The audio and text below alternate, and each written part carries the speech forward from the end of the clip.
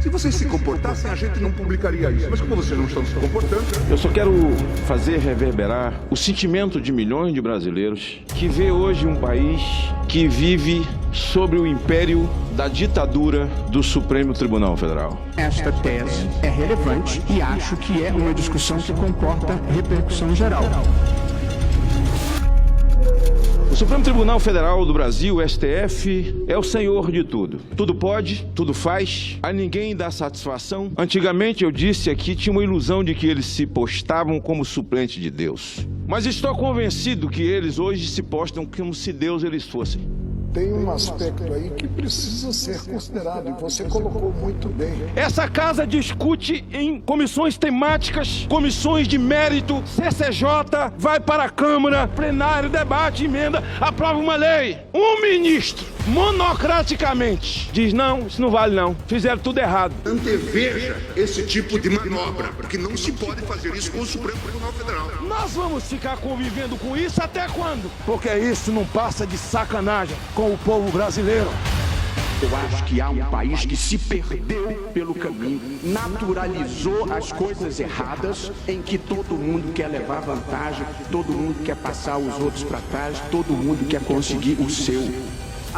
Agora tem amigos deles que estão sendo atingidos. Coisa nenhuma, não operam com esse critério. Foi sobre a seletividade do sistema penal brasileiro que tornou muitíssimo mais fácil prender um menino com 100 gramas de maconha do que perder um agente público ou um agente privado que desviou 10, 20, 50 milhões. A jurisprudência do tribunal, ela tem que ser íntegra, coerente e estável.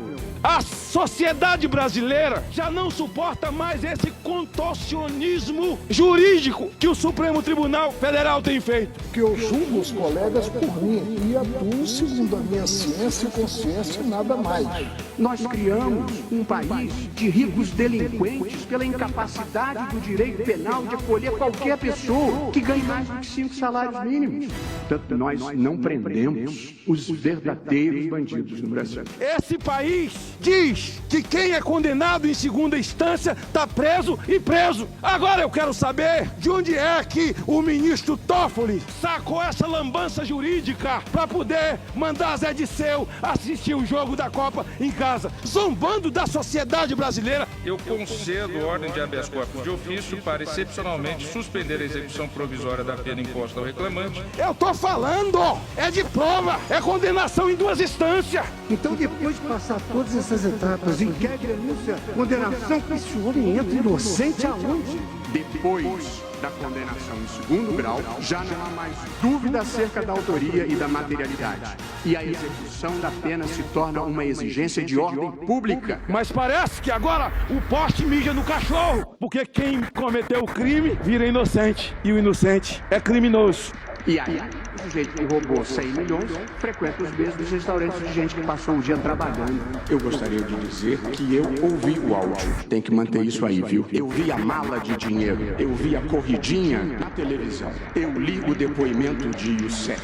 Eu li o depoimento de Funari. Tudo documentado. Bem, chegamos no fundo do poço, que nada. Encontro das malas e caixas de dinheiro no apartamento de Gedel com 51 milhões de reais. É uma coisa assustadora, lembrando que depois das malas do Gedel, já estão chamando a mala do Rocha Loures de necessário. Porque justiça, que nada! Ninguém tá nem aí! Nós estamos vivendo uma situação beirando a raia da humilhação geral. É necessário que essa casa chame todos os seus ministros paulatinamente ou definitivamente para que eles nos dêem uma aula e diga a atitude que eu tomei, despreparado. Você que é analfabeto jurídico, a atitude que eu tomei, otário, foi com base nisso. Eu diga, olha a atitude que eu tomei, porque eu sou Deus mesmo e faço o que eu quero. Porque Lewandowski veio nessa casa e rasgou aqui a Constituição no impeachment de Dilma, na cara de todos nós. O presidente Dilma pediu permanecer com os direitos políticos. Do ponto de vista político, se entende, né? O espírito é esse, mas do ponto de vista constitucional, parece que é altamente constrangedor, inclusive para o Supremo. O Supremo Tribunal Federal, diariamente, debocha de forma escarnecedora da sociedade brasileira. Porque o povo nada pode cobrar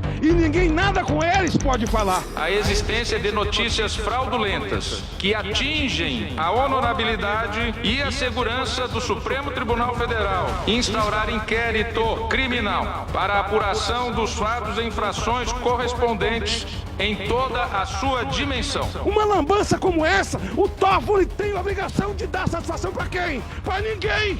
Não dá. Num regime democrático, isso não se pode fazer. Um escândalo isso. A justiça brasileira tem que deixar de tratar de auxílio moradia para fazer um auxílio cidadania, ajudar o cidadão a entender como funcionam as leis e a justiça nesse país. Porquanto uma instituição que não se respeita não pode usufruir do respeito dos destinatários de suas decisões, que é a sociedade e o povo brasileiro. Eles não têm mais nenhuma dificuldade diante das câmeras. Bater boca. Um dia desse, o ministro Gilmar olhou para o Barroso e disse: Eu vou recomendar ao ministro Barroso que feche o seu escritório. Feche o seu escritório de advocacia. Você é uma pessoa horrível, uma mistura do mal com atraso e pitadas de psicopatia. É um absurdo, Vossa Excelência, aqui fazer um comício cheio de ofensas, grosserias, Gentalha, despreparada. São uns cretinos. Vossa Excelência não consegue articular um argumento. A vida para Vossa Excelência é ofender as pessoas, não tem nenhuma ideia. Qual é a sua proposta? Nenhuma. Quem encoraja esse tipo de coisa é um covarde. É pires, ódio, mau sentimento, mal secreto. Vossa Excelência sozinho desmoraliza o tribunal. É muito penoso para todos nós termos que conviver com Vossa Excelência aqui. Está sempre atrás de algum interesse que não é o da justiça. Só pode falar com conhecimento de causa. Chamar os dois aqui para se explicar. Porque quem é que vai ouvir esses homens? Não existe executivo, legislativo muito menos. O Supremo dita as regras pro bem e pro mal, senador Valadares. Eu já estou aqui há 15 anos e já vi quase de tudo. Apesar da sociedade brasileira mobilizada, essas pessoas ainda não se deram conta de que a gente precisa de um outro país e que a gente está vivendo um momento de refundação. Mas eu penso que o novo presidente da República precisa vir com a autoridade das ruas. Alguém que tenha coragem de fazer mudar o texto e voltar a tal lei da bengala de 75 para 65. Nós já aposentamos 6 de uma vez. Não é 2, não é 3. São muitos. E o mandato passa a ser 8 anos, tão somente. Aí ninguém é Deus. Porque como vamos conviver debaixo dessa ditadura? De fato, nós estamos cometendo injustiças aos robotões. E é preciso dizer não a isso. Há momentos na vida em que a indignação do justo precisa aparecer. Eu não sou conivente, eu faço reverberar. Livrai-nos, pois, Deus, do Supremo Tribunal Federal.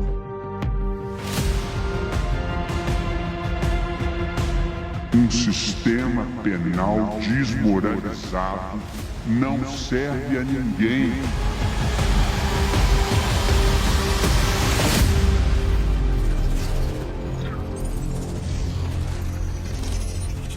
Ainda assim, apostamos que um dia todos os corruptos estarão na cadeia, que os jornalistas vão se ater aos fatos. Vamos sonhar que vai haver muitas lava-jatos nos tribunais para dissuadir os mal-intencionados.